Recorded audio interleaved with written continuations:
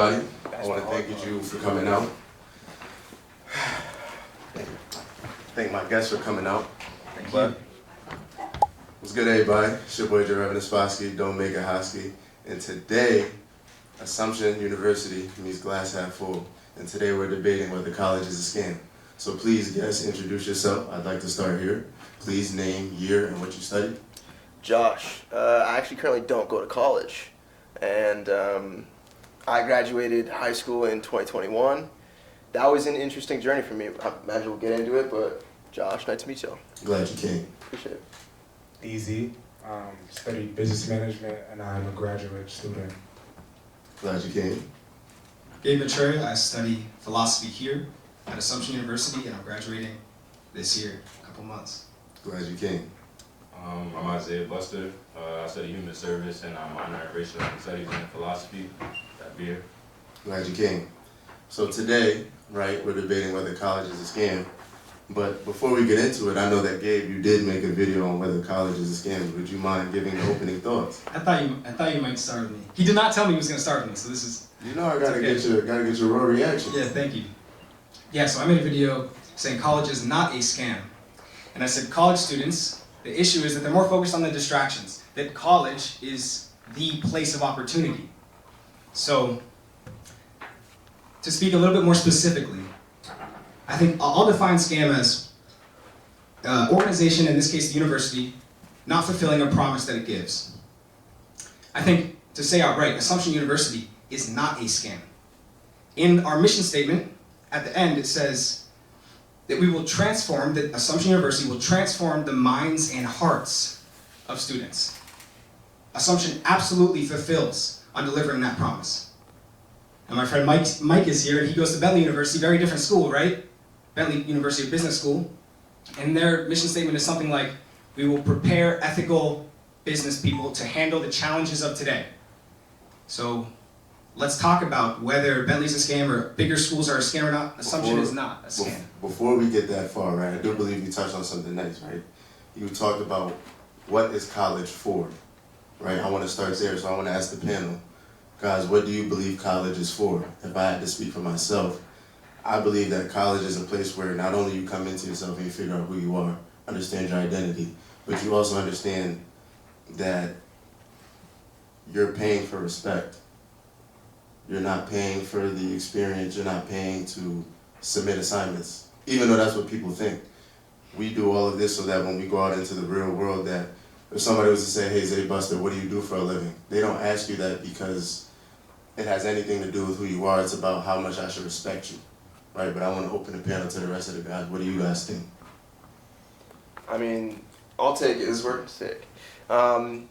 I think, and this might be like more of a dynamic response. It doesn't really fit that exactly, so please stop me if you want. Right. I think college, it kind of means different things to every single different person.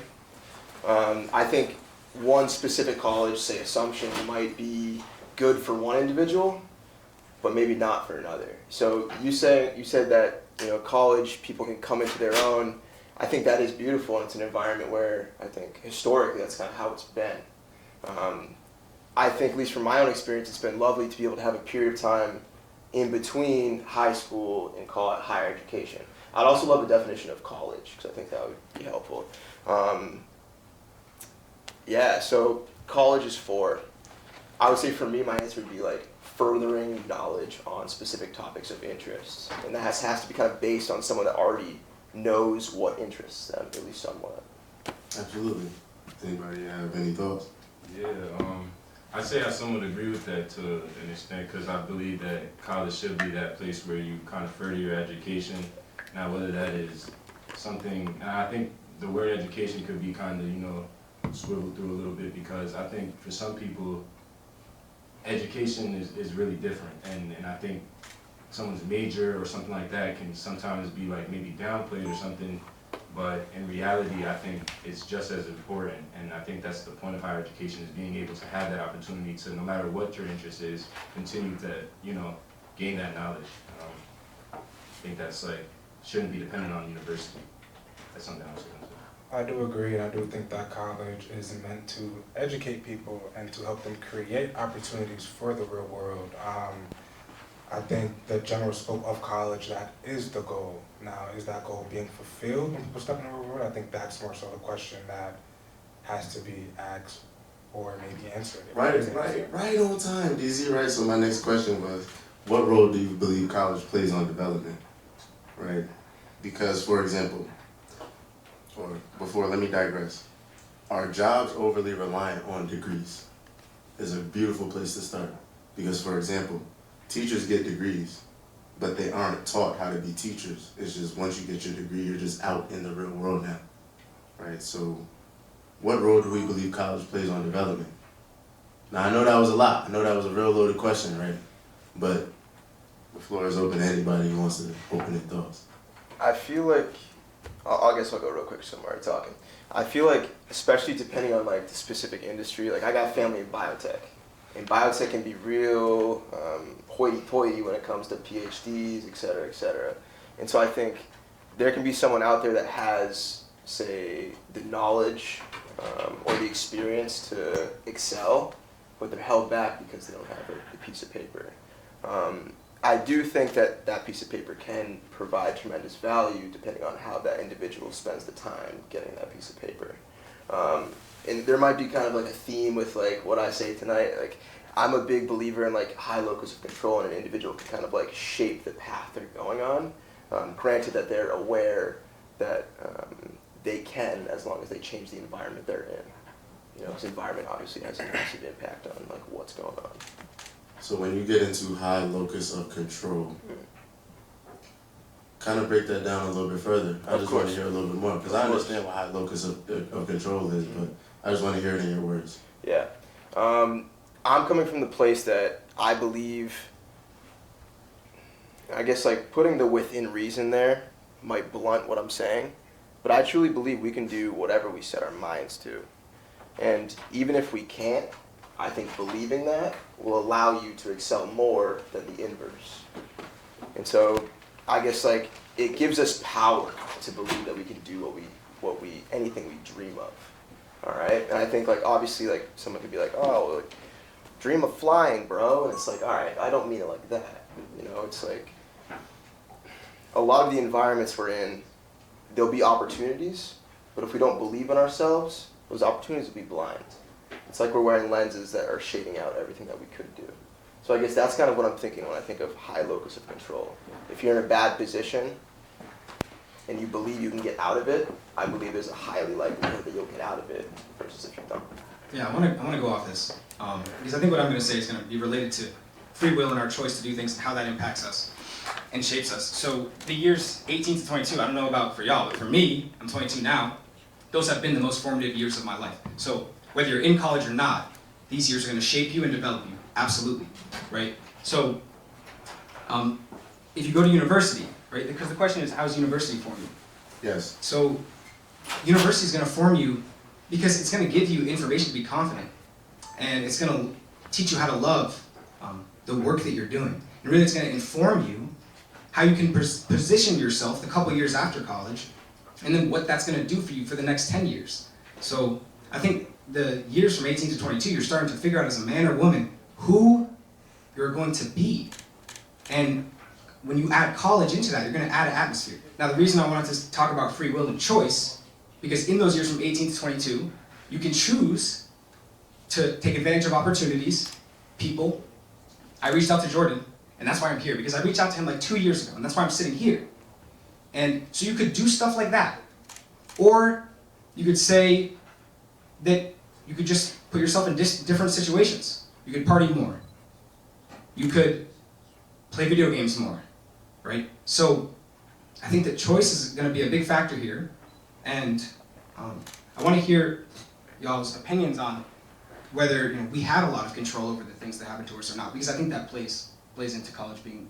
Sure, I was gonna let them get to talking. I mean, honestly, I think a lot of what you're saying, I think could even fall down to just saying moderation in general. Like I think in college, the biggest thing is knowing your limitations, and I think a lot of people don't really know that in college, and that's where they fall into that category where they just end up either missing opportunities or not taking full advantage of what college has to offer. But I think realistically, once you're able to kind of balance yourself to where you can still go to parties, you can still play video games, have friends, I think that's when you really can kind of say you've gotten a full, I guess, experience, yeah. But my question to that is, how much of that is dependent on you? Like, how much control do you have over your schedule in college? Because I feel like to most people you would say like you have a lot of control because you get to choose your schedule and all that stuff.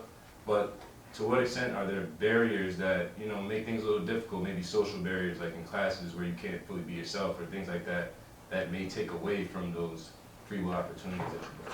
Good point. I think the development of college is a tricky question because if you're going into college not knowing yourself or knowing what you want, then that 4 years could be a difficult 4 years. I mean, who actually goes into college knowing what they want their first day they step on campus? So those 4 years is not going to be an easy 4 years. It could be fun, but it's not going to be easy, right? You could be waking up on your own, scheduling, classes, tests, exams. It's not going to be easy if you're not used to that. And I think the development of college focuses too much on like masters and PhDs instead of just the intelligence of the individual and showing the importance of the education in the first place for the individual to want to see the opportunity. Because most colleges and professors don't show the opportunity and tell you how important it is in this specific subject if you know what you want to do. So can I challenge you for a second? Of course. How do we quantify that?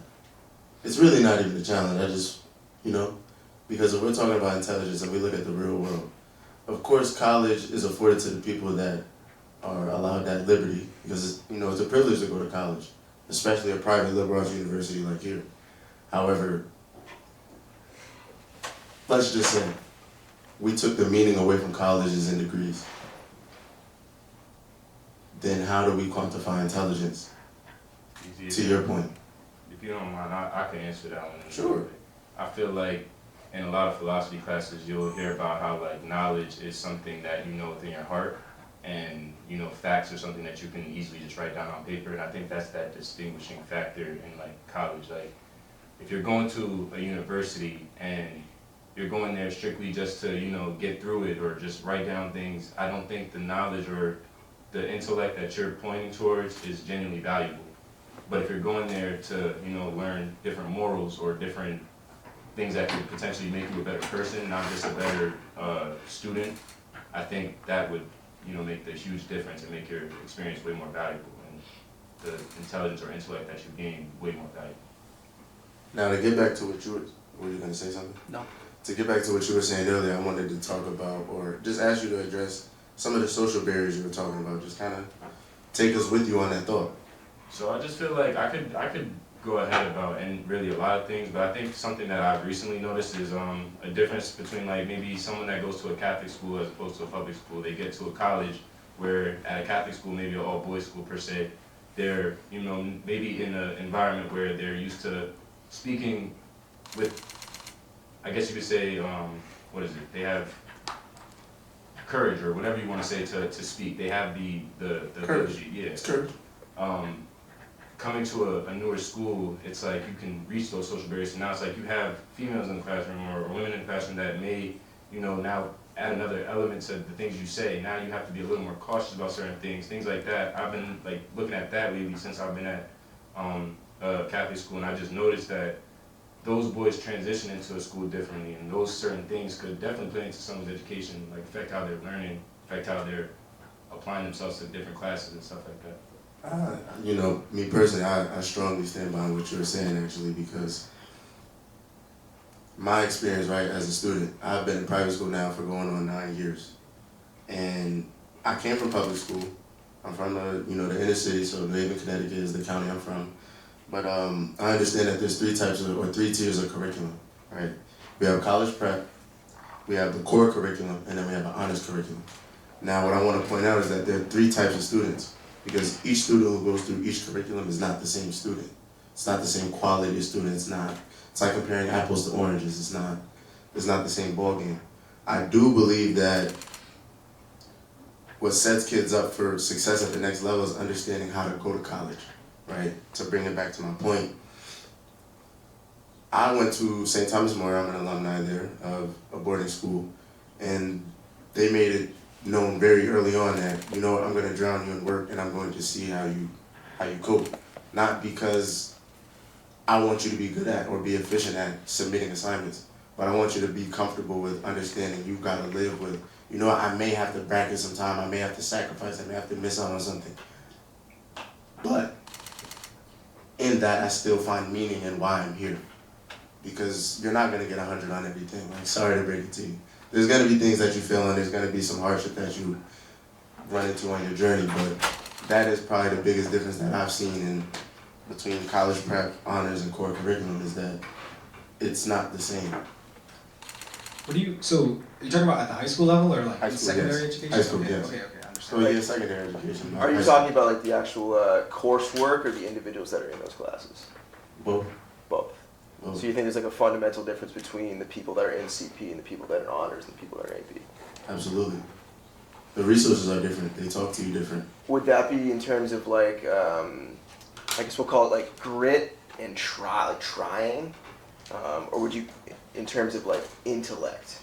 Because I guess I'm a CP boy myself, and I've had great conversations with friends that were in, say, like higher classes. Sure. And I grew up around here, Northborough, Algonquin, and yes, the classes they're different in the sense of I feel like you're primed by the people around you. Sure. In my class, I didn't like care in high school. I think the big difference, just a tangent real quick, the big difference between I feel like myself in high school and myself post is actually having a genuine love for acquiring knowledge. And back then, in that environment, I would say I had full capability of being an honor student and being an AP student, but I didn't have the drive and like the excitement for it. And so I would say like I imagine there's kids in those CP environments that have the gumption to do it. It's just they don't see either the applicability to life, at least in my situation. We can even call it the hardware to do it. Sure. But that's just like an interesting thing I saw here. I was wondering, define the different ball game for the levels. So to build on what you're saying, because I believe what we're saying is more recorded than, you know, what it sounds like. I believe that, to your point, you just didn't care. And that's not to condescend to you at all, it's just me using your words. No, that's correct. I believe that in other programs, teachers are actually more prone or more adept to pulling whatever it is in you out of you so that you can't spread your wings. It's not about ability at all. I believe that, are you familiar with the law of averages? Remind me. Okay, so there's 10% at the top, there's 10% at the bottom, 80%. and 80% is in the middle. However, when you're around those people, you tend to assimilate to where you are and who you're with. Okay. So in core curriculum, it's not that these people are intrinsically low performers. It's that the teachers or the people that are supposed to be pulling the most out of them are not. And that is a big problem. Jordan, can you just flesh out a little bit more about like what you think that leads to in college? Like how does that manifest for the student going to college, and then like what does that mean for college? Can you be a little bit more detailed? Not that I'm not following, but just Yeah, give me so an example. the 3 levels of high school, how there's different resources, different classes, and then there's different people. Help me understand what your conclusion about college is. Like, what does that cause for the student in college, you see? I understand, but are you talking about for one, or are you talking about for all? Like, Just what's your conclusion based on the different resources and students in high school that you talked about? Like would CP automatically equal someone not Yeah, able like to is it achieve, or I right? imagine that's what you're Absolutely. no, that's not what I'm saying at all. I believe that there's always exceptions to the rule, but the exception does not make the rule. What's the rule that you're claiming? I think what J. Reb's trying to get at is that the amount of dedication a teacher or something, or just a person above you puts into you can kind of, It matters. Yeah, it does. Yeah. Like it gives you that platform, that foundation to navigate college, like you were saying, with the right mindset. And I feel like if you're consistently put in positions where people that are supposedly teaching you the right things aren't really putting their all into it, which can't expect teachers to come in every day 100%. Absolutely, yeah. But if there's a pattern that these students at these schools are going to college and they're just flunking out. That's got to be something that's got to be, you know, the high school's got to be looked at now. Like that's my philosophy at least. Yeah. And you can blame it as the person you become in college. Maybe you weren't dedicated, or maybe you didn't find it as important and you slacked off. But I think that's a form of habit, and maybe that's a slippery slope in itself. Maybe I'm just saying that, but I think that's a form of habit, and if you're having a poor education, I feel like that's what leads to that. Okay. I could definitely say that in high school I took AP classes.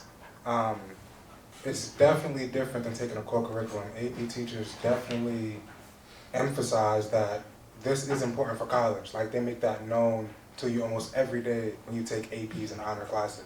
Compared to a core curriculum, you're not going to hear a teacher say, this is important for college. They're just going to teach you.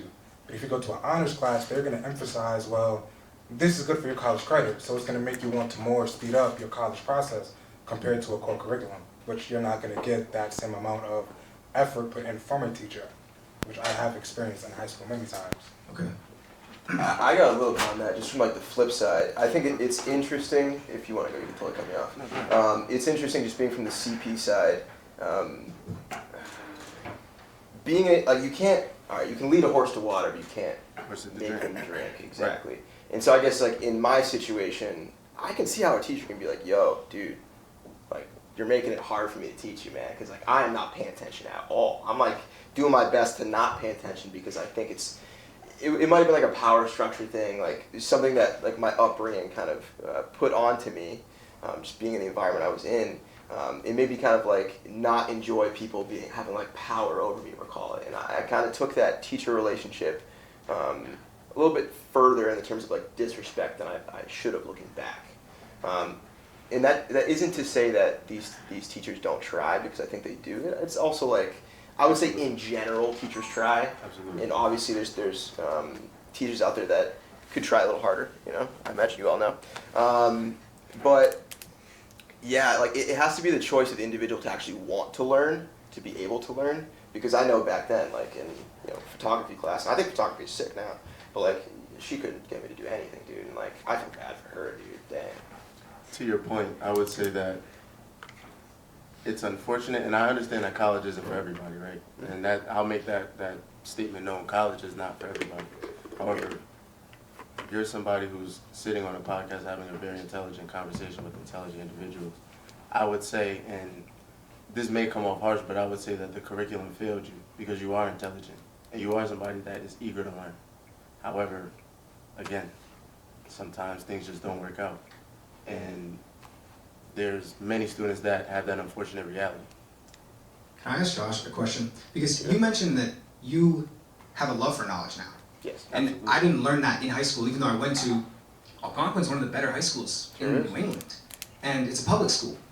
And I didn't learn that until here, and this school taught me that. So one of my arguments for college not being a scam, at least Assumption University, is that they teach us the good, true, and beautiful. Now you're kind of inquiring about those things on your own, like, why? Why did you develop a love for knowledge? Because that seems to be the key there. I'd say if you could develop that without college, then you don't need college. But I wonder if you really can develop that without college. I would agree. I would say like yes, you can probably develop. And please jump in. Anybody cut me off? I feel like I've been talking a little bit. I think what got me there in the first place is got to do something. You know, like you get out of high school. I think stagnation is kind of like the epitome of hating life at the moment. If you feel stagnant, dude, you're not enjoying what's going on, at least for me personally. I saw myself like year after year not moving, and that sucks. That's not fun. And I think knowledge is this thing that can bridge the gap between anything you want to be great at. And I think when it comes to actually acquiring knowledge and like going on this journey, there's a quote that I feel like I might butcher now, we'll see. There's this quote by Mark Twain: "Don't let school kill your love for education," something along those lines. Let school get in the way of learning, right? Something like that. And I think it can be true, but also being an individual that has tried to form my own curriculum and then follow that, having an institution that has done that for a long time, dude, I guarantee that probably helps a lot. Like, Yes, sir. oh my God, being the teacher and the student at once can be difficult, and it takes a special individual.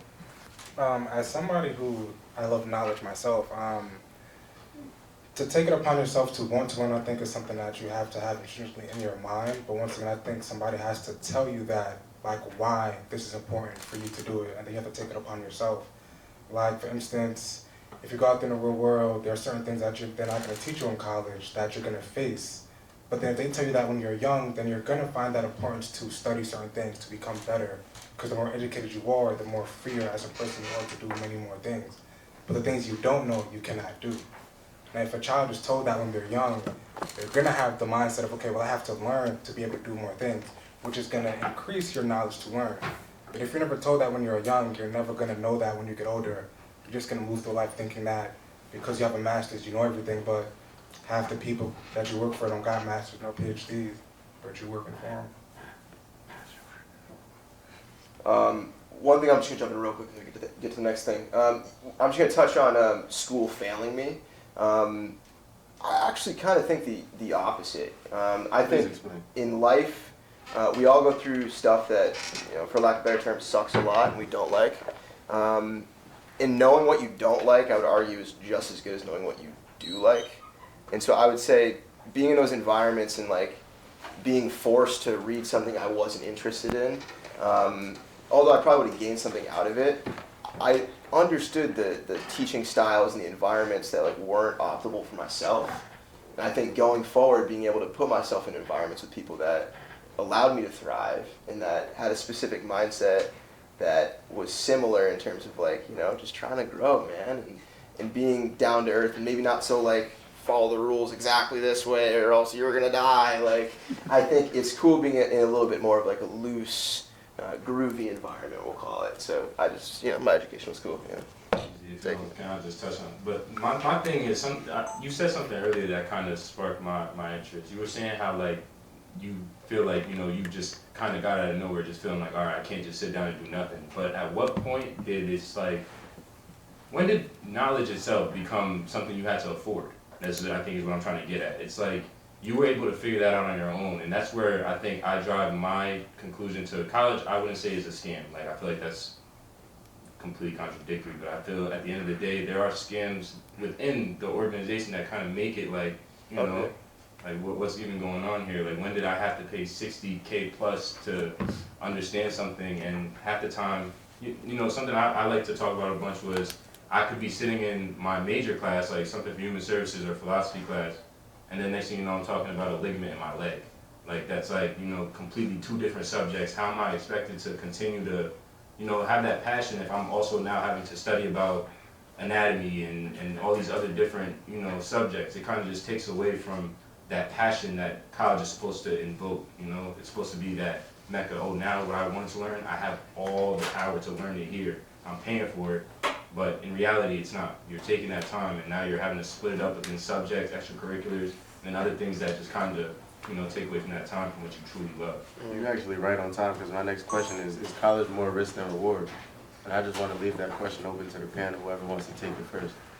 I'll take it right back on. Yeah, I think it is very risk reward, because a lot of people, like we said in the beginning, go in barely knowing what they even want to do. So it's more or less like, I guess that's a risk you can say could kind of be stopped if you take a second. But even if you were at 18 years old to tell yourself, I really love doing this, I want to go to college and do this, there's no guarantee that that is what you're going to do. Like, there's so many people, like lawyers per se, that are, I'm going to law school, I'm going to go do this. They end up doing it, and then no job, nothing. Like, there's so many things that I feel like it's really a big risk. I don't think you're going to know if college is a risk or reward until after you graduate college and like you're sitting down in your room trying to find a job that you cannot find. Then you're like, I wasted my time in college. But if you find a job after college automatically that pays good money, then you're not going to think it's a major risk. So I think you're not going to know that until after you graduate college itself. But while you're in college, you're not thinking about being a risk reward. You're just in college, learning, having fun, and doing what you're doing. What do you think the risk is? I think your point is good, right? It's hard to know what the risk was until after. So looking back, what was, can you say more about, I shouldn't be asking questions, but can you say more, Can you say more about kind of what you saw the risk as now and what the reward is? You have both of those things. I think the risk is the job aspect of it. Like, majority of jobs after you graduate college would ask you for like 6 years of experience, when it's like, I was a 4 years college student. Where am I gonna get 6 years of experience from? Like, I'm not gonna lie, where is that coming from? But that's what jobs ask you to. So then you have to ask your college, are you preparing me really to get a job after college if half the jobs that are requiring me of my major want me to have 10 years of experience? Where am I gonna get that from? So it's like, that is the risk that you face after college. Now the reward is, if you get a job that pays good money, then you're like, well, I went to college and I could pay off my student loans, and that's the reward, right? So I think the risk is just the job aspect of it after college. Are you set up financially, physically, mentally after college to continue your life? Yeah, I looked up the average debt before this. I think it's just under 40,000. So like, I mean, to quantify it, I think that's definitely a risk. You might come out of here with, 40,000 is about a minimum now. I saw that as the average, about 38,000, but yeah, we can check that after and see. Do you have a different number? I don't have a number, but I'm saying that there's many students that will come to college and maybe they switch majors, or maybe their financial situation. There's a ton of different intersectional factors that weigh on that number, but I will agree that 40,000 is a rough estimate. Okay, yeah. I mean, my parents, so my mom, she just got her master's as a psych NP, as a nurse practitioner. Nice. And I mean, I remember when she got out of college, she had closer to $100,000 in debt. Yeah. The And that- average debt is 38,000. Oh, cool. Thank you. That was the number that he said, but I'm saying that there's a lot of people that that number varies for sure. That's For all. sure. That's all No, I'm trying to absolutely. Yeah, the average, right? So there are certainly people more and people less. So Again, to my point earlier, like you're saying, exceptions don't make the rule. So of course, my mom, that's very different, but I'm just adding context and color for the yeah, please, for the audience. for sure. Yeah. How many people in this room know how to file taxes? Am I over? I need to do that. Is it over? Okay, so exactly. I know one. My dad I teaches know one that accounting. knows how to file taxes. Right. So the point to the question is, when you get a job that's high paying, you get a house and a car, you gotta file taxes. Now, how many of you who don't know how to file taxes think you can be prepared to file taxes if you never was taught in college? I feel like TurboTax is pretty easy nowadays. I mean, yeah, but that goes back to the point of education. YouTube too. YouTube's huge, dude. Right, but that goes back to the point Cranks. of education and intelligence. If you're just filing your taxes to some AI, are you actually learning yourself how to file taxes? No, you're not. Right, so it's like, so then what is the point of college if I could just go to some AI and make them file my taxes for me? What are you actually learning while you're in college if college isn't teaching you how to file taxes, and that's the majority thing you're going to be doing after you graduate college? Exactly, and it's, it kind of points to another thing, that knowledge is kind of losing its power. And it's like, with technology, it brings so many advantages, but knowledge will forever be knowledge. Like, at the end of the day, if you're smart and you have that knowledge, I feel like it's very valuable to most people. But I think in general, the big consensus now is like, since there's technology, there's no real need to go out and, learn this or learn my tax. I just go on YouTube, and I think it's terrible, honestly. I'm more looking at those as like ways to acquire knowledge, and I would also argue like at a certain point, knowing the thing versus just like looking up the thing and having AI help you with the thing. There's a quite distinct difference, because knowing the back end of something will allow you to, in the end, get ahead. Like there's a reason that there's CPTs around. Accountants, CPA, not CPT. There's a reason that CPAs are around, because they can save you a bunch of money. And like, I don't believe AIs are there yet. If anybody, I have no idea, possibly. But I think institutional education has to take that and work with it. Like, AIs aren't going to go away unless there's like a massive, whatever those like electrical things are. Exactly. So, I mean, I kind of want to shift off gears a little bit, right? Because I see where the conversation is going. Yeah. And my question is, does college prepare us for the real world, right? So now we're talking about AI, where universities don't allow us to use AI, or they try to marginalize it or whatever. I just wanted to ask, like, what do you guys think? Now, if I had to offer my own 2 cents, I believe that college, again, when you leave here with your diploma, you leave here with pride. And it's just a piece of paper. But everything else, like DZ was adding before, you still have to, when you want to apply for a job, you have to show up with, you're expected this many years of experience, you're expected to know how to do this, you're expected, X, Y, Z, so on and so forth. But how do you guys feel? Does college prepare you? For the real world? No. I don't think I think college prepares you, I don't know how college prepares for the world. I mean, you get educated, but are you prepared for the things that can come at you, like a foreclosure, a missed payment, missing your taxes? There are certain things that college does not prepare you for if you was never taught. Like if you never taught to do taxing, you miss a tax. That's like, you can be mad at. You was never taught that. So you can't get mad at stuff you was never taught. So I feel as if college only just, it's tricky. Like, does it prepare you for everything? No. Does it prepare you for some things? Of course, but... What are those some things, DZ? Also, real quick, is it realistic for college to prepare you for everything? Because at least in my real world experience, Yes. you think yes? Or Yes. at least in my experience, like I've learned things because I've come across them, and sometimes it's not super easy to learn all of those things in the classroom because in the field it's much different. I think the principles, college should teach you the principles of things in which you will be prepared for everything. But I don't think college even does really that within itself, teaching you the principles of things. That's a beautiful thought. The reason I said yes is because, so I'll make my claim a little bit more specific. I don't think college does this at large. I think Assumption University does this. Why? Because Assumption University requires 2 theology classes and 2 philosophy classes. And students, unfortunately at the school, students don't like that. It's not good. Why? Okay, why is it not good? Well, theology teaches you about God. And you have to take 2 courses, and that sounds like just 2, okay, just 2. But that's 30 weeks of theology, and that's 3 hours a week, that's 90 hours of theology, and another 90 hours of philosophy. And in philosophy, you learn, oh, if we can actually understand the causes of things, we can understand the things better. If we can understand principles of the world and reality, we can understand how to handle ourselves in not just business, not just science, not just law, but everything. And the reason I said yes emphatically is because I do think that because here they teach us about God, the real world is always happening, it's happening in college, but I do think that college really does prepare you for life after, which is still the real world, because you learn about evil and you learn about good. And I think that grappling with those ideas are going to prepare you, even if you're dealing with taxes and stuff like that, those technical things that are hard. Did college specifically teach you how to do taxes? No, but maybe something that college taught you, you're going to bring into this process of finding the right person and finding the good person. And yeah. I feel like it's hard just to quantify like everything.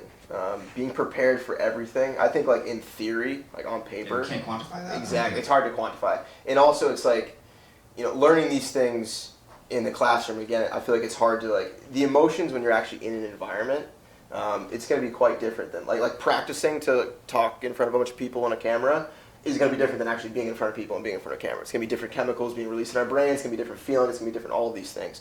But that doesn't mean to say that there's not a value of being in the classroom, because any kind of prep is helpful prep. So I'll say this, right? I do agree that there's an importance in taking humanities, right? Assumption University is a private Catholic liberal arts university where we do discuss the humanities, and there is a place for it. However, understanding that God has a place in my life is important, but I also understand that putting groceries on the table isn't his job, it's mine. I do that. So my livelihood, that's what I do. I believe that college is a place where you have the opportunity to, but if you just do the core curriculum that's given to you, you won't have the necessary skills that you need, because at college you have more access to resources, like you were saying before. You have more access to resources, you have more knowledge, you have more readily accessible things to do to prepare yourself. For example, right, we can all consider ourselves overachievers because we're sitting here on a podcast having a high intelligent conversation, and all the things and the nuances that it takes for us to be here, that requires not only effort but skill, right? And it's applicable to the real world. So being able to know how to advertise to the people out in front of us, being able to get up here and host an event, like these are real skills that help you kind of in that gray area. However, I don't know if humanities itself addresses and really prepares kids for the next level of life that they're supposed to be in. I agree with that, because how much of those things are you even able to truly grasp when you're also being faced with like these other subjects that kind of push you towards the opposite? It's like, I don't know, how much can you really be dependent on those humanities, like I guess you would say structuring you in your life when you barely have the ability to kind of grasp everything that it's telling you. Half the time you're in those philosophy classes, you could sit there and be hearing everything, but you don't even know what's going on. Then a test comes and you studied the night before, So like you have a lot of it memorized, but you grasp nothing. Right, but the learning about God and learning that there are people out there that really believe in God and that have done so much work to prove that he exists and spend their lives, dedicating their lives to God, that might get you to kneel before bed every night and pray. And Jesus says in the Sermon on the Mount, he says, your Father knows that you need clothes, money. He knows you need these things. But pursue the kingdom of God first, and all of these will be given to you. And so I think that there's a misconception. Everything is actually from God. There's nothing that I do alone.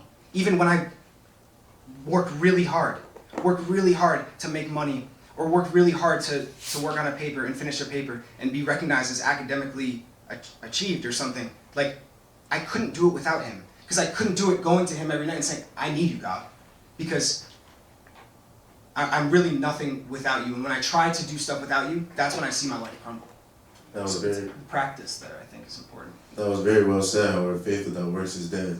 So of course I can kneel before him every night, but if I don't wake up and go chase that, whatever it is sure. that is, Sure. it doesn't matter. Yeah, my argument would be that kneeling before bed and praying will encourage you to do work. And really only submitting yourself to God will help you get there.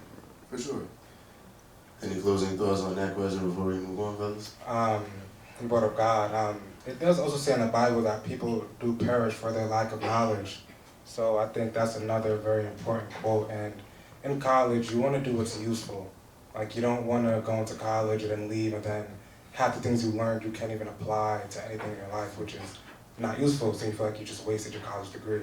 I would really just focus on what is useful and what you want to do, and you got to know what you want to do to know what is useful to you. So I would just put that one out there. I would also do make one example or whatever. I think in this scenario, God, it can also, at least in my life, I'm not a Christian myself, but I think purpose. I think purpose is also a beautiful thing to put there. Not everyone has God, and I'm not going to sit here and say everyone should go out there and I think everyone should read the Bible and read religious texts because there's a lot of beauty in there. I think a lot of what we do is built on that book because that book is the most read book in the world. It's one of the most important books in the world. So I would agree on having that as a staple in your education.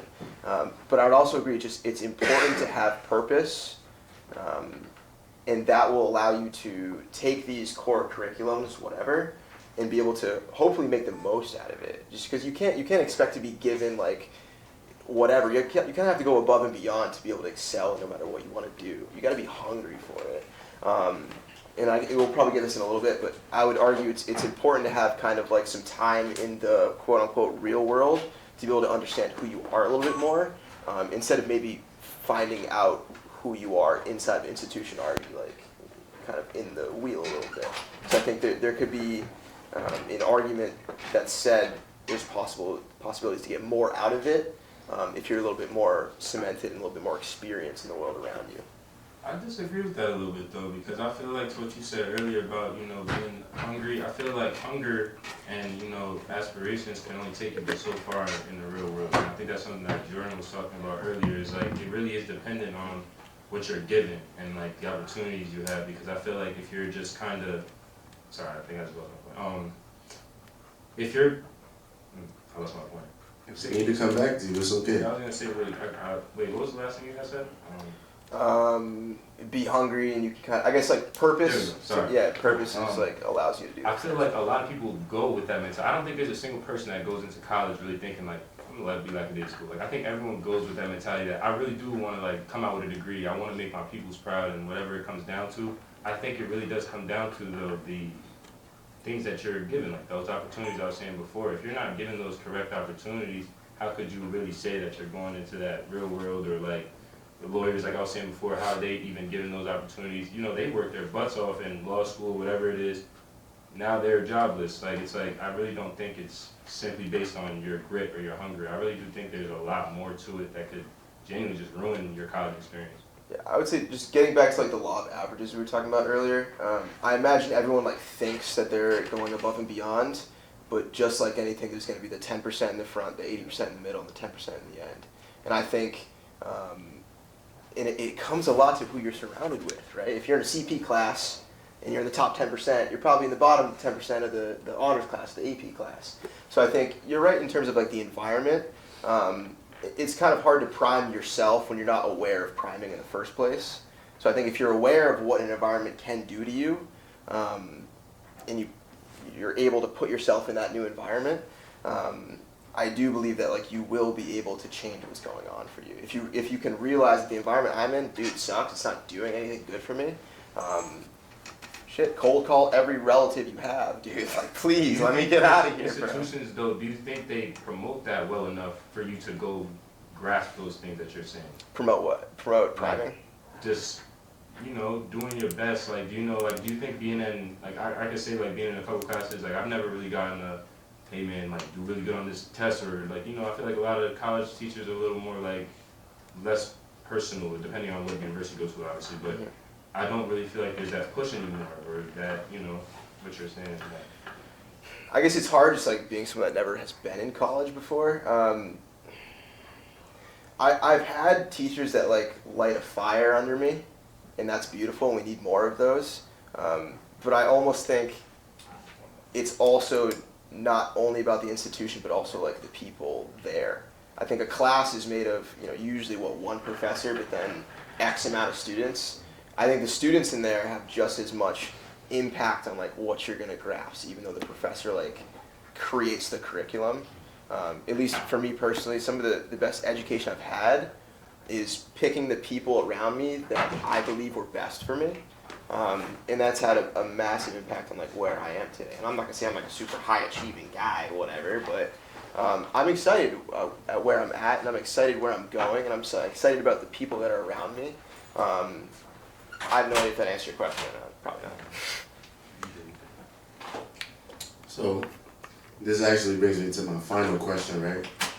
In what ways does the importance of college extend beyond monetary return?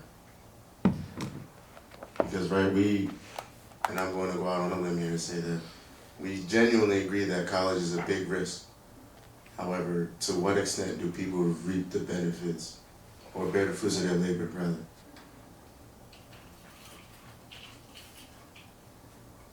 Not to kind of go off your question with another question, but I think a really good thing could be like, what could substitute money in terms of what you need to do to get to college? Like, I feel like, especially nowadays in terms of academics and school, it's not as rigorous as it used to be. Like, I feel like just to get an A+ in like 2010 plus, you know, it took a lot more work, a lot more studying and stuff like that. I feel like nowadays, as long as you have a pretty stable relationship with the teacher, you kind of get a good grade.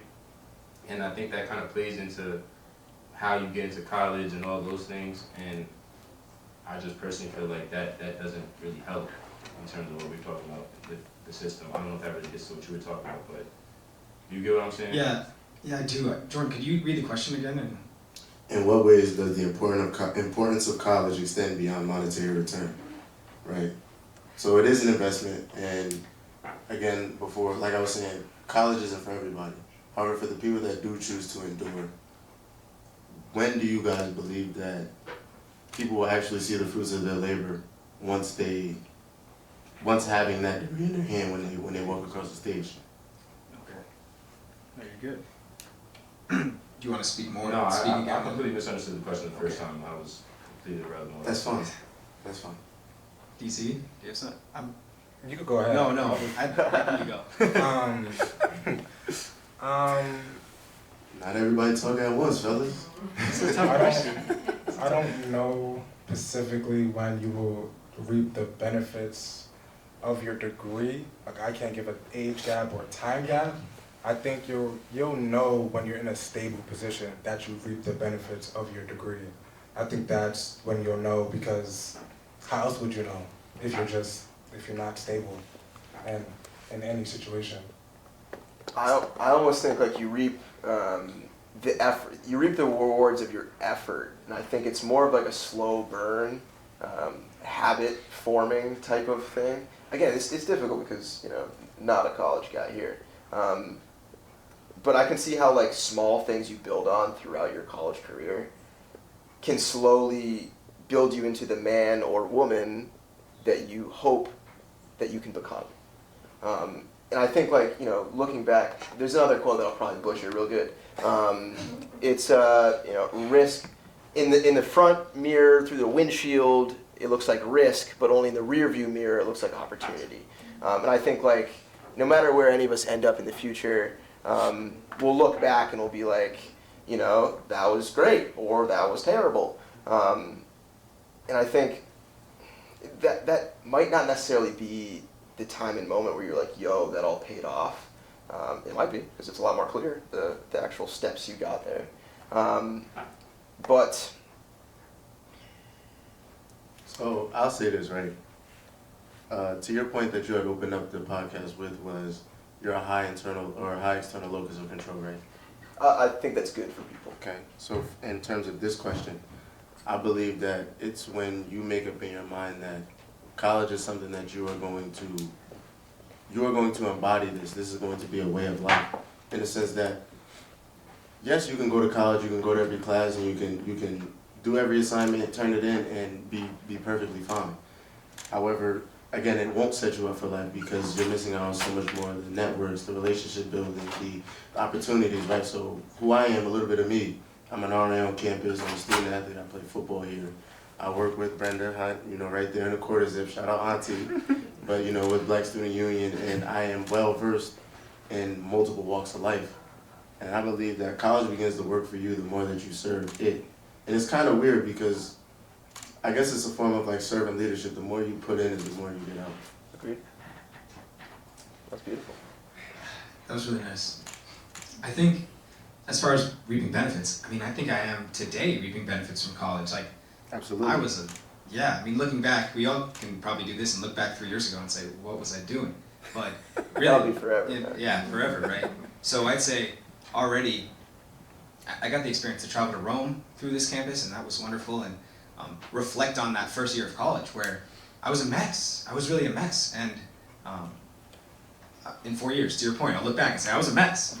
But no, I think that my college experience in business classes and in philosophy encouraged me to work with my mom, which I'm on my 3rd year working with my mom in business, and that's like, I think that that's because of my college education. So I just I'm grateful for college. I think I'm already starting to see benefits, and I think in the future I will continue to. Any other thoughts, fellas? Before I open up the questions to the crowd, you looking like you wrestling with something. I think also it depends where you put your effort. I think that also has to be emphasized when it comes to college, like putting your effort in networking with other people.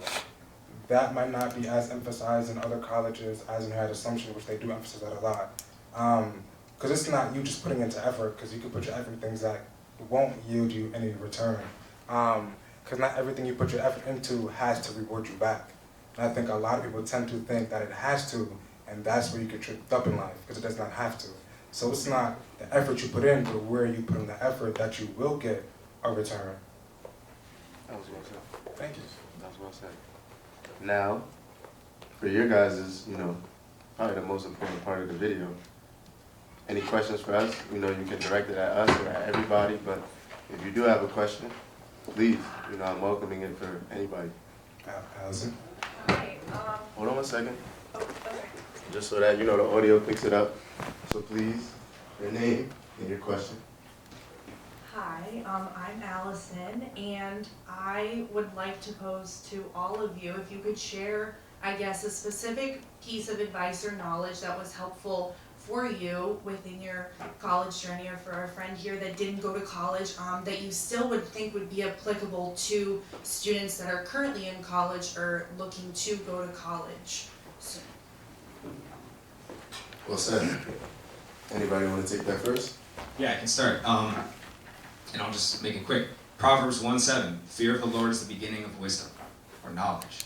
And I think that when we start there, we're going to be blessed. Networking. Get with people that are smart.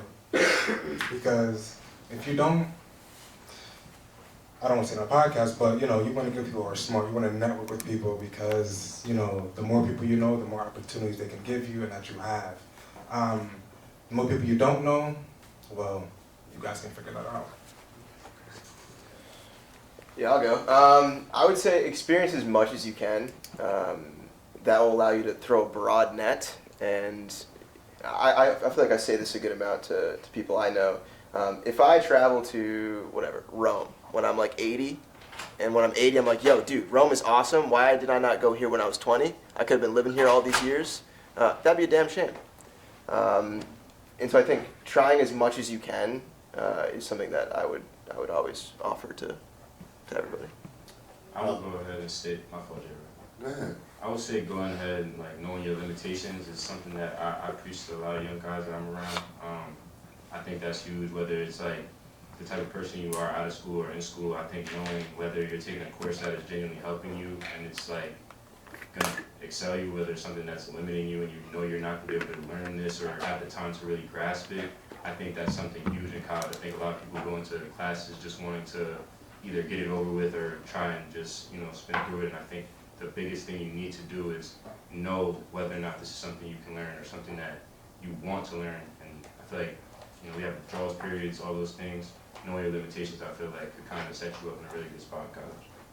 I'll say this, and I actually said this in my recent podcast. The journey that you're on is the reward. So a lot of people understand that college is an opportunity to come into themselves, figure out their identity, figure out what friend groups they want to have. And some people use that as an opportunity to reinvent themselves, but just stick with me for a second. I'll say that college isn't about so much becoming anything, but unbecoming everything. I feel like if your journey is about trying to be something, you'll miss what college was actually supposed to do. I believe that college, or at least this process of life, because, these 4 years set you up for the next 40. I believe that it's more about challenging everything that you believe in while you're here, pushing yourself to the limits that you might not have ever seen for yourself. I think that is what college is about. Of course, networking is important. Of course, just diversifying yourself is also important, and understanding work-life balance. So each of what everybody said is extremely important. However, I think it's just that if you come here and you don't try to exceed your limits, you wasted your time. Can I add something to that, Jordan? Something that really helped me was written reflection. So every week I would do written reflection, and then that helped me see, like, am I pushing my limits? And I would always base that reflection off of goals, off of things I'm trying to achieve, and so that would help me see. And some weeks I would realize that I did nothing really good that week, and that would be kind of upsetting, but also encouraging going forward. So just reflecting, knowing yourself, knowing who you are and what you're doing is huge. I agree with I agree with that heavily, because I feel like something that I've noticed a lot lately is a lot of college athletes don't truly know their identity. I think they come into college with scholarship money or whatever it is. I feel no shade, man. No shade. But I think they come in with the idea, I'm getting a lot of money, I could genuinely just kind of breeze through this like I did in high school. And then it's a wake-up call when in 4 years, that business major that you really weren't paying attention about doesn't really help you out. Finally caught up to you. Yeah, and then one thing to add on top of all that, I think we touched on it a little bit, like just now. There is no growth in the comfort zone. Being able to get uncomfortable, and that's really where you start to grow. I think that might be the thing that holds a lot of people back, is they're not willing to get uncomfortable.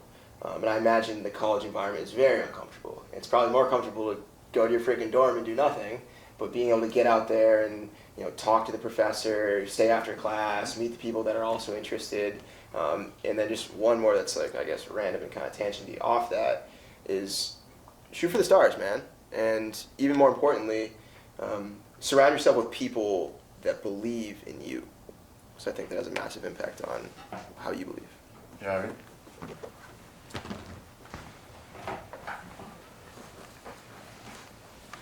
Please.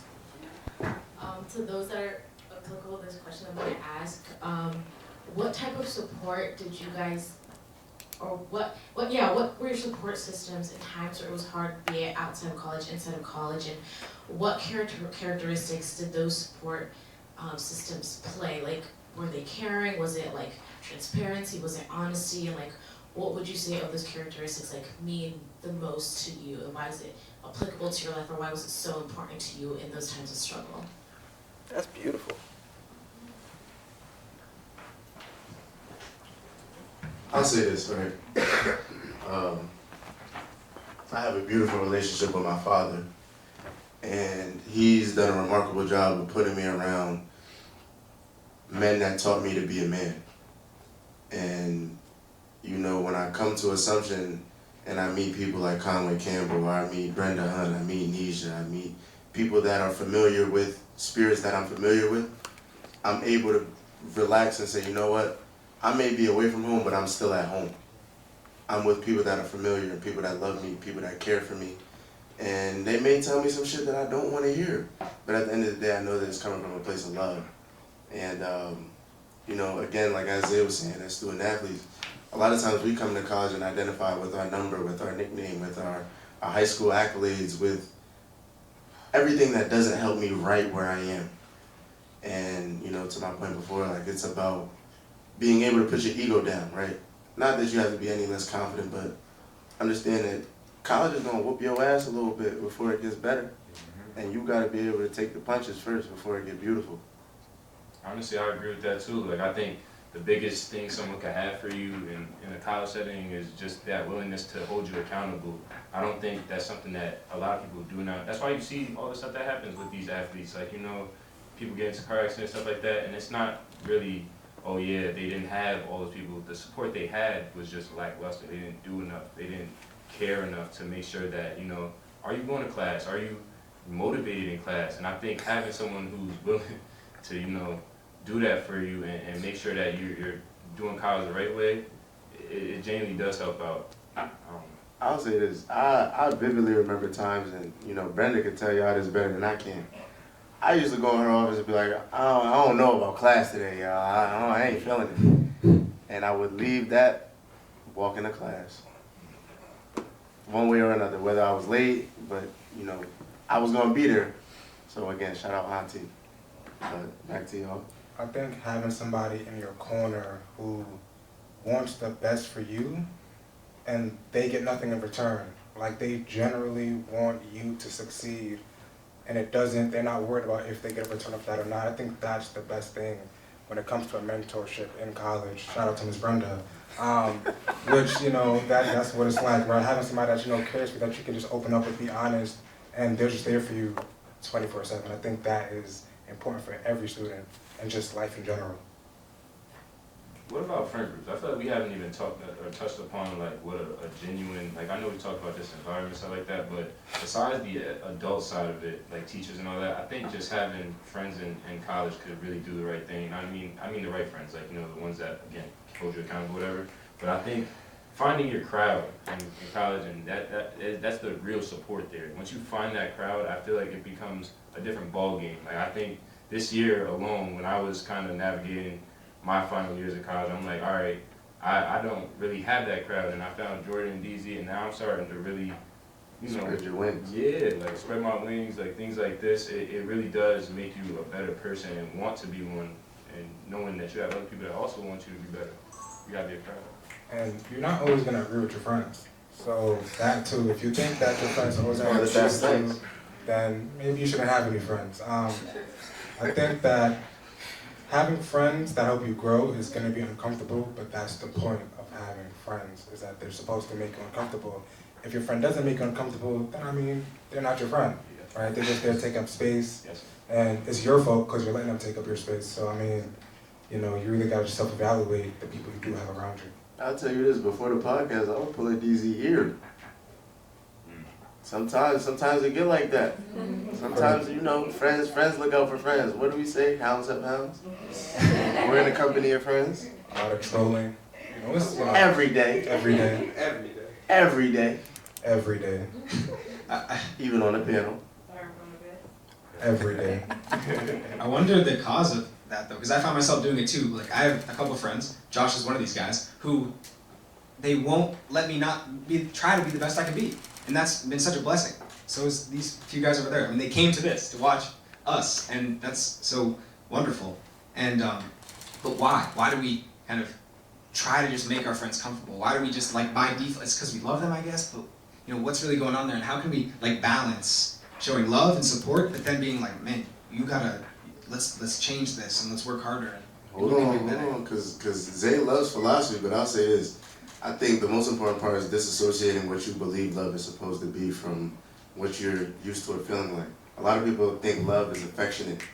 And sometimes, again, like what we're saying, true friendship, true love is telling you, you know what, bro, you just ain't cutting it right now, bro. Absolutely, yeah. So again, but also matching that with showing up and supporting for you, it's also equally as important. For sure. Yeah. And also communication. I think the way you convey something to somebody, I think that definitely matters, right? Instead of telling somebody, you suck, you could have said, I see that you're trying, and I like that you're trying. I want to bring more out of you. Those two different phrases bring a different type of mindset to the person you're talking to. So I think the way you communicate and convey something to somebody definitely matters. Thank you. Totally agree. And then just to get back to the question, I grew up with crazy support from both parents, which is something that is extremely beautiful. But I think even in an environment like that, you can have thoughts that like you can't do it. It isn't just given to you. You kind of have to like also take it yourself. And I think going from that environment, which is obviously a positive environment, at least in my experience, my like younger adult years, which I'm still in, I guess younger adult years, I had a cousin, and this dude had, his life was 10 times harder than mine.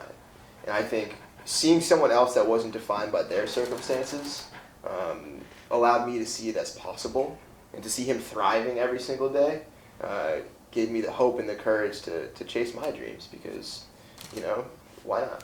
Shout out to your cousin. Amen. Any other questions?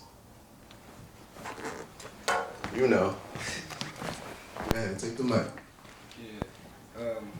My question was, would you rather college, right, to be more so taught like a trade, as in focus heavily on your major from day one, or will we leave college how it is and keep it open, like our school now, like liberal arts, and let you learn more? That was my question. Anybody want to take that? Yeah, I think something beautiful I learned about the education system over in a different country, I think it was like Finland or something, is that they take very long for you to even be qualified as a teacher. And I think something along those lines would be amazing for school, because I think in America, the issue right now is teachers aren't spending enough time learning. Like, some teachers get their masters, whatever, I give them their props, but I think to a certain extent, there's so much more beauty in what Finland does, because they have these teachers teaching these kids from when they're young all the way up until I think it's like almost high school or something like that. And it's the relationship you would want in education. It's almost like an apprenticeship. You're like with the same teacher every day, and I think that's so valuable. And I think that's something that America's education system lacks, is that personal relationship to the person that's educating you. You can't, it's like, not to get racial, but like, it's almost like having a white teacher trying to teach a black history class. It's not gonna connect. You're looking at it like, wait, like, what's going on? I think it's the same type of thing. Like, you need to have a relationship, some type of connection that is deeper, and I think time is what would develop that in most people. I think we don't spend enough time with that. I would love to hop on that immediately, just because I think the student-master relationship, like personally I teach snowboarding in the winter, and I think no matter what skill you're learning, it's going to be uncomfortable not knowing as much as like people around you. And so being able to have a good relationship with that person that's bestowing this knowledge upon you, it's extremely helpful to develop that person. Yep.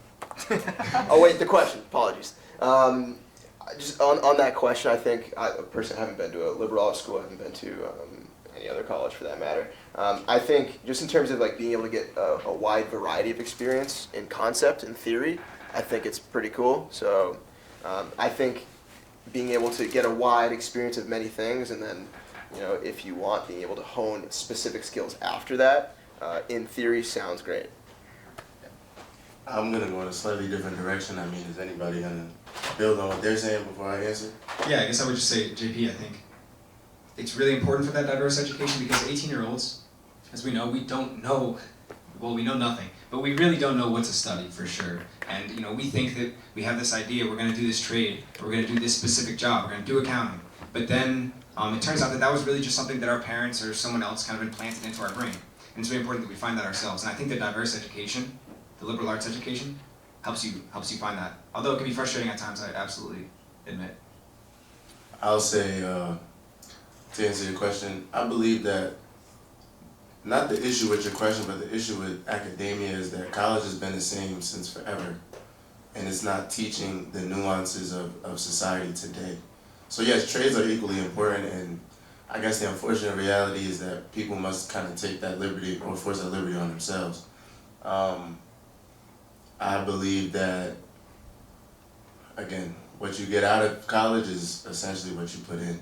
So whether your route was college, whether it's a trade, whether it's whatever walk it is, both are equally important. However, there's no real way to go wrong. It's just your process looks different. Can I push back on you? Sure. I think college has changed actually drastically, and for maybe some stuff is for the better and good, but other stuff is not good. I know the first universities in America were just about teaching people to become religious teachers. It was all, my terminology's not good, but I know that that's what it was for. And then Harvard University was the first university, and then there were other universities, and they taught, and then they started to teach a little bit more about politics and philosophy, but it was really a focus on theology. And we have drifted away from that. We have drifted so far from that, and I worry that that because that's not the focus anymore, we've lost actually the foundation of knowledge and university, which was that's what it was at the beginning. And so I wonder about that. When I was saying that college is the same, I was more just saying the aesthetic of it.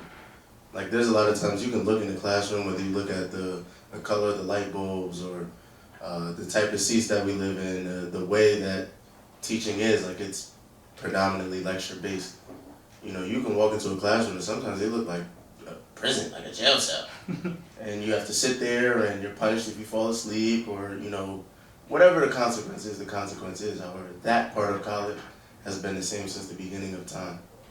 And where people have a 7-second attention span, I don't know how effective Interesting. that is. Okay, I understand. Interesting. I think we should leave the diversity to college open. Not everybody wants to do construction. Not everybody wants to, be in business. Sometimes you need a psychology major, you need a librarian, you need these people because they help society move and grow. So I think that diversity is definitely important when it comes to learning in college. I know I've seen another hand before, but are we done with that question? Or? I think Tori had her hand up first. Tori, and then you. I'll come together.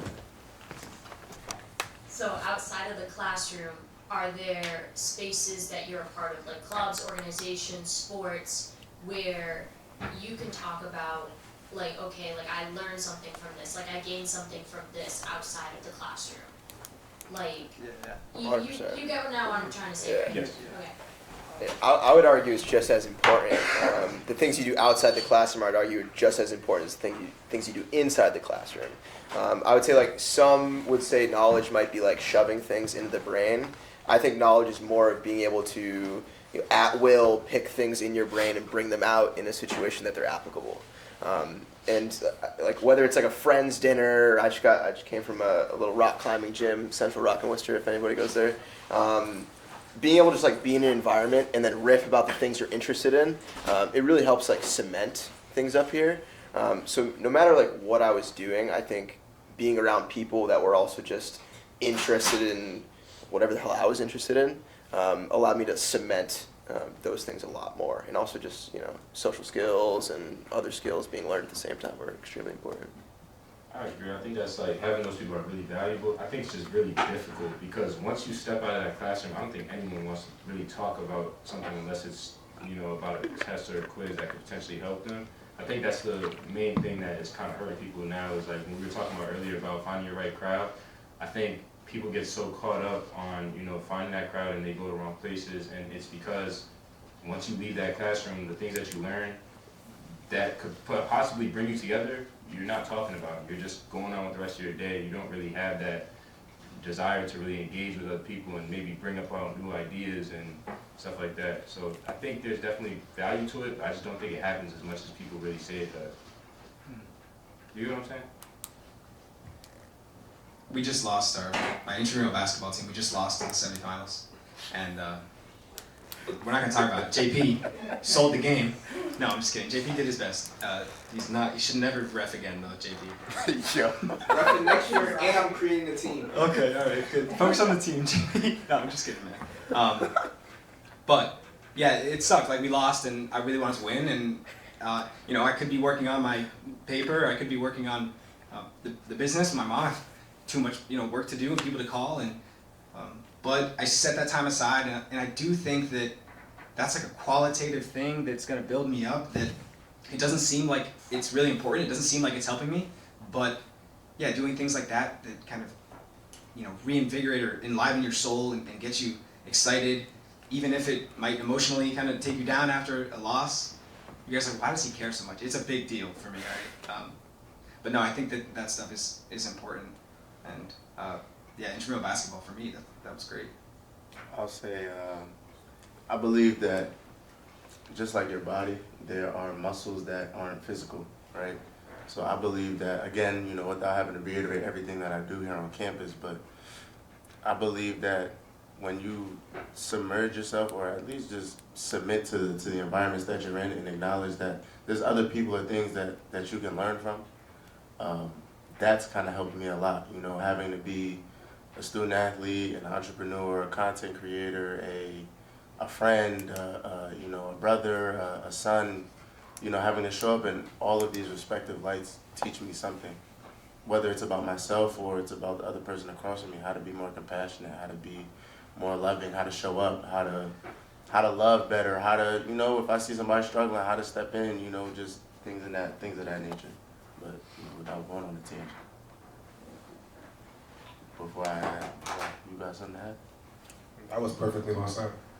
Rad. I'll go one more real quick.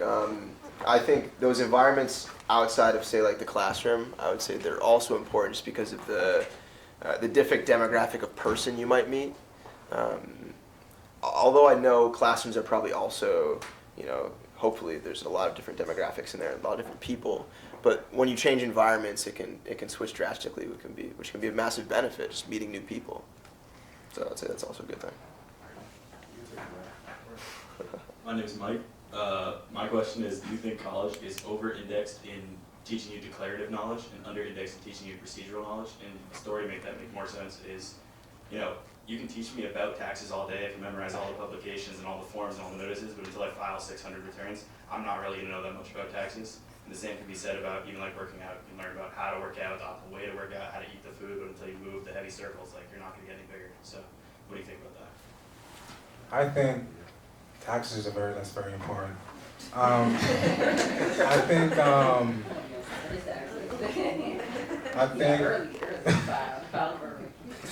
I think the. Am I too late, or is it like, am I? Nah, you still got a little bit, bro. Okay, all right. You got mom. Like what me and Gabe were saying, I think the principles matters what college is teaching you. So say, for instance, you're not going to be able to file taxes in college, obviously, but I think if they teach you the principles of how taxes work and how to file them, I think when you do start that process, you're going to have that knowledge intrinsically in your mind. But if you never know the principle of how to do the thing, then the thing itself is going to be too confusing for you. To answer your question, I did answer your question. Anybody want to jump on that? Yeah, I'll jump on that briefly. I took a sales class here, and I haven't done many sales calls, but I've done some, and I learned more in those sales calls than from that class, and from that 15-week course. And so I think that it's perfectly feasible that class could involve some sort of calling of people, or at least just persistent role play, and teaching us first how to role play. Like, imagine if a sales professor taught us how to role play, like how to actually object. So then the student would be able to object to the salesperson. I think that knowledge in business is so important. And yeah, I think it's missing in a lot of business schools, not just this one. So. I think another thing to what you were saying, to keep it really short, is there's also that other side to it where it's like, you know, the colleges are going to teach you certain things, but it's like what you were saying also before, like, is it 100% that they need to teach you, or is there like, you know, a certain part where you need to start being accountable and also making sure that, all right, you did a bunch of taxes, you were learning how to file taxes in class, are you taking the time out of class or in these other environments like we were talking about before to make sure that you're mastering these skills? It's really, again, like all dependent on you, I feel like, so. I'll say, your question is twofold for me. Number one, it goes back to my point that college has been the same. Like, there are students who aren't good test takers. People have performance anxiety and, things of that such. So again, I believe that procedural knowledge is almost equally as important, if not more important, because when you go out into the world, it's not about, oh my gosh, like, yes, taxes are important, but taxes aren't gonna make you 100K. Like, these skills that go out into the field, like, it could, okay, it could. It's gonna make DC. So what I'm saying is, the money is made in the action itself. And I think that is the most important part of it. File your taxes. Any other questions from the crowd? Going once? I mean, I got one. I'll fire one right now. And this could be like a whole group activity, guys. I don't know about group. All right, then this group, whatever. I think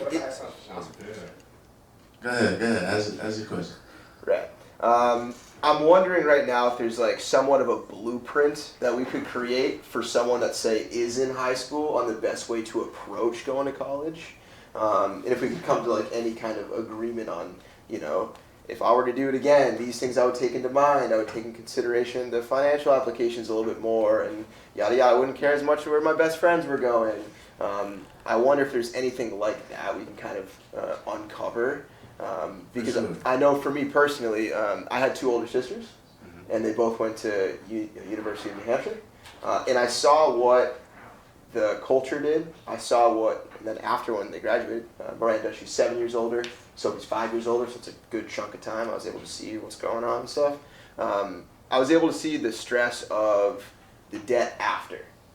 And I think that was very foundational in me kind of like picking a direction. I'll say this. I transferred in here my sophomore year. However, my very first day here was transfer orientation. And that was where I met Brenda Hunt. That's where I met Kristen White, a lot of powerful faces. And I believe the two events that happened that were most important for where I am today is I walked up to Miss Brenda and said, you know what? You look like me. You seem important, right? And secondly, I think when I met Kristen White she was like, Jordan, you're gonna work for me one day. And at the time she was working at Res Light, and that's how I became an RA.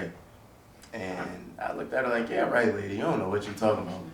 And look where I'm at now. So I believe that when you submerge yourself or have conversations with people who have seen students like you time and time again, it makes it easy for you to make a decision because they'll see traits in you that you're not always as familiar with.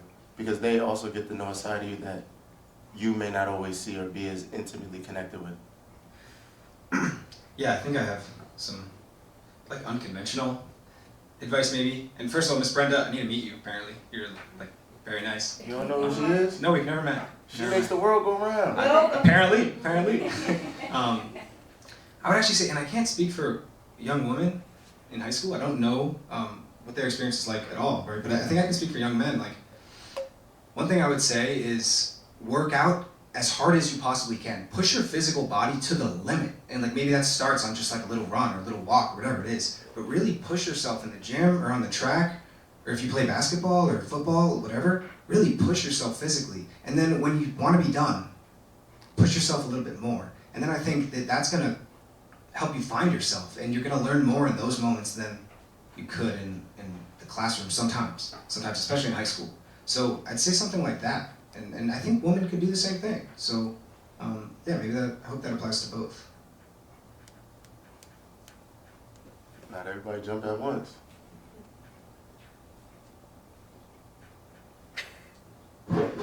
I mean, I can hop on it again. I think like, at least again for me, my personal experience, having like a vast quantity of experience before, now I'm 21 years old, I'm gonna turn 22 in May, so this would be like my senior year. I'm just now like, after all of this excitement and reading, and I didn't read in high school. My first year out of high school, I was like, reading's awesome. This is crazy. And I think I'm just now getting into like sectors that I could see pursuing higher education in. And so I'm not saying that everyone would need to take a grace period, but I don't think it would hurt. Yeah. You know, especially when you're not like financially committed, and you know now I'm not under a vast amount of debt. I've had work experience. I have some amount of finances built up already. I'll be able to like use to help my education.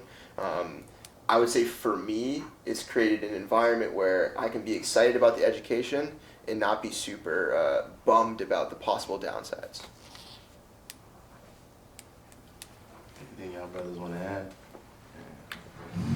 It's okay if you don't. I feel like something in terms of like a blueprint maybe that you can do to kind of set yourself up is know yourself in general. Like I don't think people genuinely know themselves, and you're 18 years old, you're not expected to know yourself to the T, but I think a special thing that I saw when I was in one of the schools I was at, they have a thing called Naviance, where it's like, you know, they basically show you a list of jobs and everything, and it's like you kind of go based off your skill set. And I think that's stuff like that, taking advantage of those types of opportunities in school, where you know you can go on your school website, you can see like really good information. I think those are things that I push my young guys to do, and just asking the right questions in general. I feel like too many young guys are asking the wrong questions. Like it's getting bad, and you know you could blame that on a lot of things, but I think that just comes from not being shown the right way and being told the right things to then ask the right questions. And I think once you are able to do that though, once you're able to go out and go to the right people, ask the right questions, I think college and anything you genuinely go after becomes extremely easy. I'll say this. I want to add this, just a little bit of context, or not context, but highlight what you're saying. You know, first off, it's extremely admirable that you're being a role model to these young men and women. But secondly, I believe it's most important that these young men can see themselves in you, right? And I think it's really important that when you go to college and you look around and you see people that look like you, it can become a home away from home, right? And that, I think, is my overarching point that I've probably said a few times tonight. I got a couple things, and I think the look like you thing, I would even expand it even more. And I've felt like people that look completely different than me, I've just felt this bond where it feels like we're a similar type of energy going on. I call it like energy homies, whatever you want to call it. And I think like that concept is like also super beautiful. And then onto that, I wrote two things on here. One, the courage to be different. I think that is extremely important. You know, just because we're in an environment, it doesn't mean that we should like be like everyone else. You know, there's something beautiful about each and every single one of us, and the courage to kind of like expose that in the physical environment and say that is what will lead you in the direction of where you want to go more. And then on top of that, you said people are asking the wrong questions. I think questions are the answers that people actually need. We need to ask these questions, and the more questions we ask, we'll end up finding those answers down the road. That was a good mic drop moment. Appreciate it. Any other questions? Going once, going twice. You know, concluding this, I want to thank each and every one of you guys for coming out. You know, this is a beautiful turn up. I want to thank my guests for coming out, so please, you know, be proud of yourself.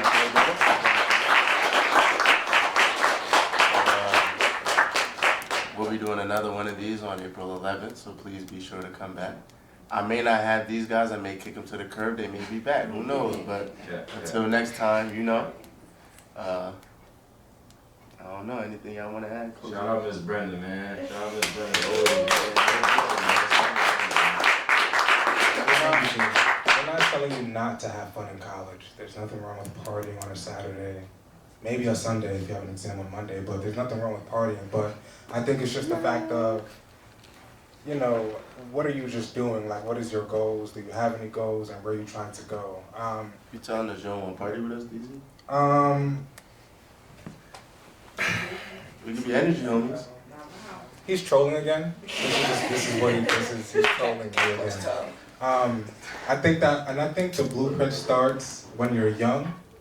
I think that's when that blueprint for success when it comes to high school, college should start. 'Cause I think a lot of kids actually do show when they're young capabilities, but I think it's important for the mom and dad to see those capabilities and bring them more out of the child, which I think that is also very important. I'll go ahead and say this too. You brought up like being comfortable or just finding strength in uncomfortable situations. I think that's extremely important in college, man. Like you're never gonna be just completely comfortable with anything you're really doing. Like, but I think once you're able to just push that to the curb and give it a good punch, you really do take off. And I just want to say one thing. Giving meaning to your suffering in that sense, like knowing that you're going to suffer, and then knowing that it's actually worth it, and it's actually going to build you up. I think that's kind of what you're into, and that's a beautiful idea. Thanks for that. I another quote I'll probably butcher. Let's see if I can remember it. Let's get it. I think I just wrote this. Maybe someone else wrote it before. Success is the ability to find comfort in uncomfortable situations. I think it's for me. It's extremely important. It shows progress. When you go into an environment, you're uncomfortable, and the next time you go into it, you're a little bit less uncomfortable, and then a month later you go in, dude, I'm loving this. You know, every single job I've ever had, that's always the blueprint it looks like. So being able to just keep on ticking away at that, it's everything. Also, stand up for yourself. Like, I'm not gonna lie, a big thing I don't see a lot now is people are just willing to sit down and listen to, like bullshit. Like, I've sat in classes and listened to some nuts stuff. I've been out in public and heard it. I think, there's respectful ways to call people out and tell people, like, listen, man, like, you're not making sense, or just in general, just to stand up for what you believe is right and say it in a proper way. And I think that needs to happen more now, especially with just college itself. If you feel like, man, my professor's not doing their job correctly, I don't know, you get those course evaluations and start actually saying something, man. Yeah, thanks. Prepares you to deal with unfamiliar conflict, or how to stand up for yourself in a professional setting, or how to navigate. That's a great question. So the question was, just for the Sorry, video, I raised my hand. that's fine. The question was, does college prepare you for unfamiliar situations, right? Yes, or how to navigate unfamiliar situations in the workplace. Would you say like confrontation, like how to navigate confrontation? Yeah, Because that's actually something I wrote down right here. That's a great question, So dude. you learn that, like experiencing that real life experience. I personally would go and say real life experience. Like, I don't think you can teach somebody to, stand up. I think like sooner or later it takes like something within yourself to really want to go against it. And sometimes that is getting pushed to the very, very last minute, getting stepped on a couple times. But I think that's something that comes within. And if you have to have somebody teach it to you, I don't really think you're truly standing up for yourself. You're standing up for what someone else told you to stand up for. You know what I'm saying? This school has taught me to love the truth and to risk everything for the truth. I can only stand up against someone who I think is saying something wrong because I think there's an objective truth. I think I'm standing up for what is good, true, and beautiful. So I think rooting it in the purpose of like, this person is making a claim on reason. I participate in this reason. I participate in truth. We both do. And so I have an obligation to say, no. I can't hear this and say nothing, and I fail all the time. Not to say, but in loving the truth, I think that you can have the courage to stand up for it because the truth is beautiful. So. I'll say this, sometimes when you find yourself in situations where you have to stand up for yourself, I have to tell myself, like, you know what, I may have to let you know that I'm here for a reason too. And like, we share the same space. We may come from different, different backgrounds. We may have different situations. However, my mom tells me this all the time. Sometimes you gotta let them know that you're crazy too. And that's something I firmly stand behind. Is that, as unfortunate as it is, closed mouths don't get fed. The people who are in the highest positions in life are there because why? They were selfish about theirs. And the world sees that arrogance as, I need to respect him. So, I'll just say sometimes, hey, it's cutthroat. But you said your mom taught you that. My mom sure did. Sure did. Well, on that note, I believe that was a mic drop moment, But I want to appreciate again everybody for coming out. But until next time, it's your boy Jared Spassky, and we out. Peace and love, baby.